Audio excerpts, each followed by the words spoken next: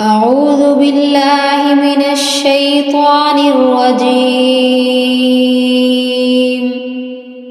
بسم الله الرحمن الرحيم. هل أتاك حديث الغاشية وجوه يومئذ خاشعة عاملة ناصبة تصلى نارا حامية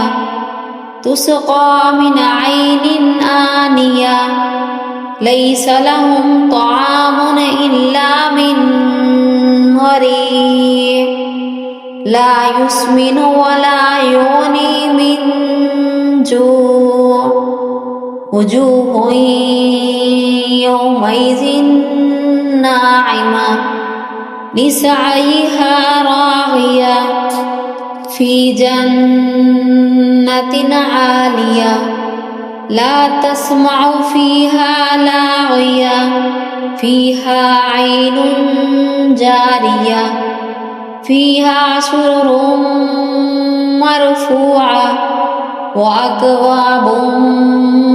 موضوعة ونمارق مصفوفة وزرابي مبثوثة أفلا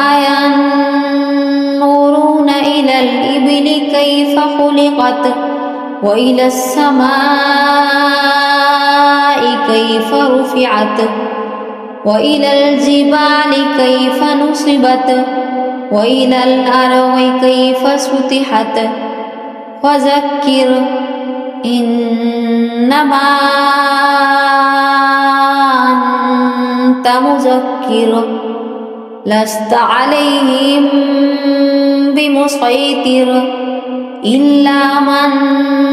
تولى وكفر فيعذبه الله العذاب الأكبر إن إلينا إيابهم ثم إن علينا حسابهم صدق الله العظيم.